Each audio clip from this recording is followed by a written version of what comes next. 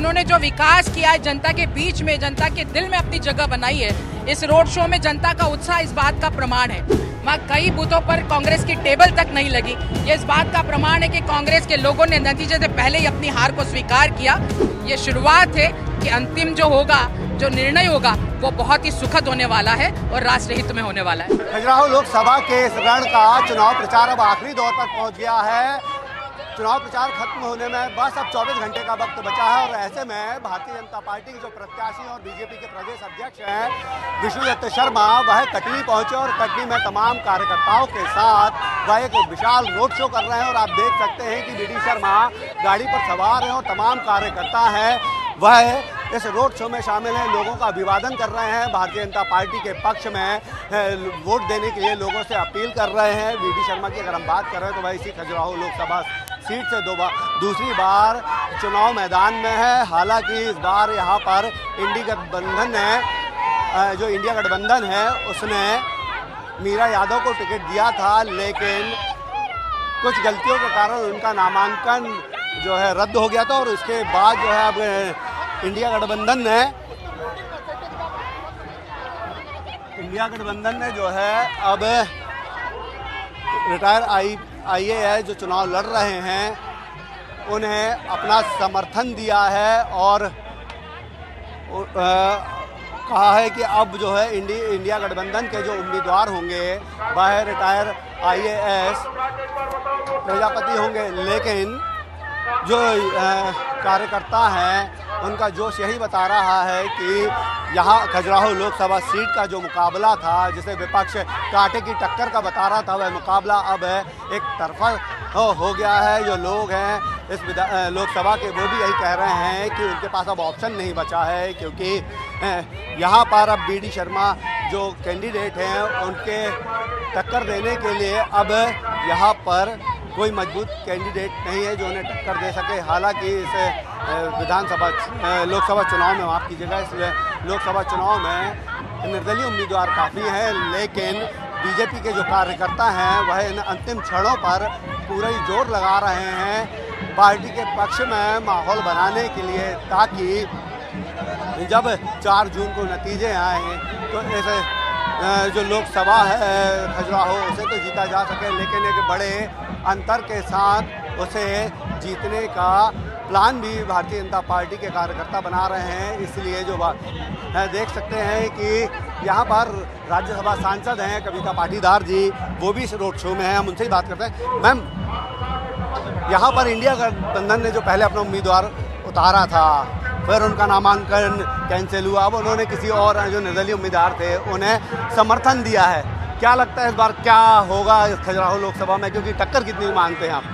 देखिए, रिकॉर्ड तोड़ मतों से माननीय विष्णुदत्त शर्मा जी की जीत होगी। प्रदेश अध्यक्ष रहते हुए, इस क्षेत्र के सांसद रहते हुए, उन्होंने जो विकास किया है जनता के बीच में, जनता के दिल में अपनी जगह बनाई है, इस रोड शो में जनता का उत्साह इस बात का प्रमाण है।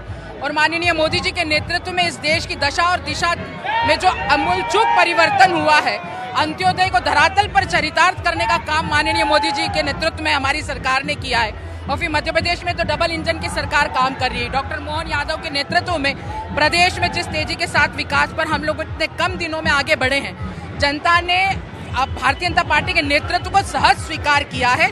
और इस खजुराहो संसदीय जो सीट है हमारी, उसमें माननीय विष्णुदत्त शर्मा रिकॉर्ड तोड़ मतों से विजयी होंगे।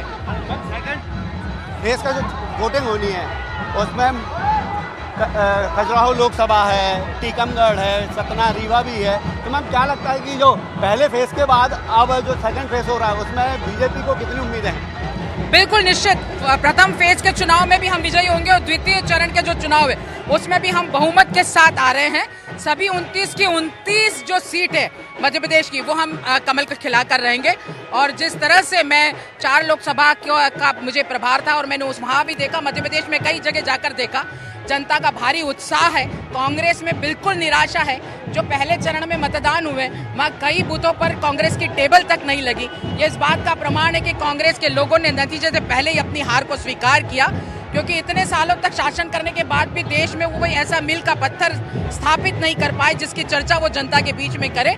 जबकि भारतीय जनता पार्टी की सरकार ने कई काम किए, कई विकास किए, कई योजनाओं के माध्यम से हर एक क्षेत्र की प्रगति को सुनिश्चित करने का काम किया। इसलिए जनता पूरी तरह से भारतीय जनता पार्टी के साथ है, क्योंकि राष्ट्र हित के ध्येय को साथ में लेकर भारतीय जनता पार्टी काम करती है। इस राष्ट्र को पूर्ण रूप से विकसित बनाने के साथ ही परम वेगों पर ले जाना भारतीय जनता पार्टी का ध्येय माननीय मोदी जी का संकल्प है, और उसके साथ मुझे लगता है भारत की प्रत्येक जनता भी जुड़ चुकी है। मैम, जो सूरत में बीजेपी के कैंडिडेट निर्विरोध चुने गए हैं, वहाँ पर भी इंडिया गठबंधन के जो कैंडिडेट थे उनका नॉमिनेशन रद्द हो गया है। जो निर्दलीय लड़ रहे थे उन्होंने वापस ले लिया। वो जो कमाल सूरत में हुआ वो यहाँ खजुराहो में क्यों नहीं हो पाया? देखिए, खजुराहो के चुनाव में हम रिकॉर्ड तोड़ मतों से विजयी होने वाले हैं, इसलिए शायद यहाँ ऐसा नहीं हुआ। लेकिन मुझे ये कहते हुए बहुत गर्व है कि सूरत में जो हुआ, आगाज हुआ, प्रथम चुनाव के जो परिणाम है वो निर्विरोध भारतीय जनता पार्टी के पक्ष में आए। ये शुरुआत है कि अंतिम जो होगा, जो निर्णय होगा, वो बहुत ही सुखद होने वाला है और राष्ट्र हित में होने वाला है। ये थे कविता पाटीदार जो कह रही हैं कि इस बार जो सूरत में हुआ है उसके उलट यहाँ पर लगभग 8 से 9 लाख की लीड लेकर भारतीय जनता पार्टी इस खजुराहो लोकसभा में कमल खिलाएगी।